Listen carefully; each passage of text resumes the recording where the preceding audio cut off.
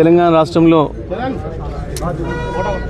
కాంగ్రెస్ ప్రభుత్వం ఏర్పడి ఈ రోజుకు 420 రోజులు అవుతుంది. యాదృచ్ఛికంగానా ఇంకో రకంగానా తెలియదు, కానీ కాంగ్రెస్ పార్టీ తన పేరుకు తగ్గట్టుగానే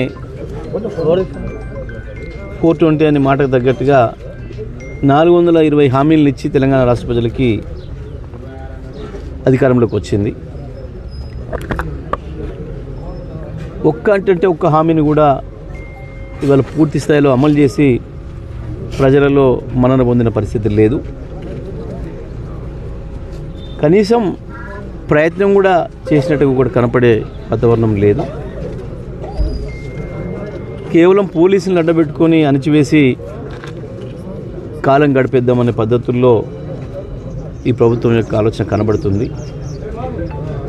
ఇవాళ దానికి నిరసనగా తెలంగాణ ప్రజలందరి తరఫున ఏ వర్గాల ప్రజలైతే కాంగ్రెస్ చేతుల్లో మోసపోయినరో, ప్రత్యేకించి కేసీఆర్ గారి హయాంలో బీఆర్ఎస్ పార్టీ టీఆర్ఎస్ పార్టీ కాలంలో ఏ వర్గాలైతే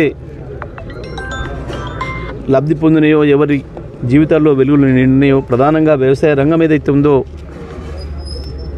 భారతదేశానికి ఒక ఆదర్శంగా ఎట్లా నిలబడిందో, ఆ రైతాంగం 2014 ముందు వరకున్న పరిస్థితి నుంచి బయటపడి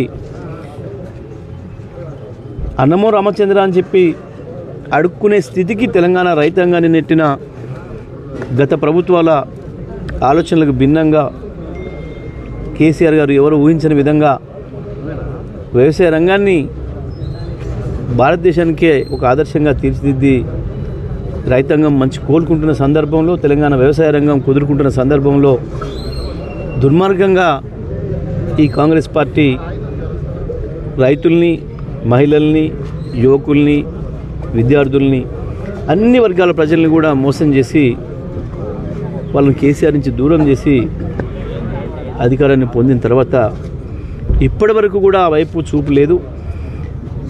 కేవలం రాష్ట్ర కాంగ్రెసే కాదు, గాంధీల పేరు పెట్టుకున్న రాహుల్ గాంధీ, సోనియా గాంధీ, ప్రియాంక గాంధీతో సహా ప్రతి ఒక్కరు వచ్చి తెలంగాణ ప్రజలకి మోసపూరితమైన హామీలు ఇచ్చి అధికారం తీసుకొని ఇప్పుడు పత్తా లేకుండా పోయినరు. సబ్స్క్రైబ్ చేయండి. Please do subscribe to. Please like, share and subscribe to top Telugu TV. Top Telugu TV. Top Telugu TV.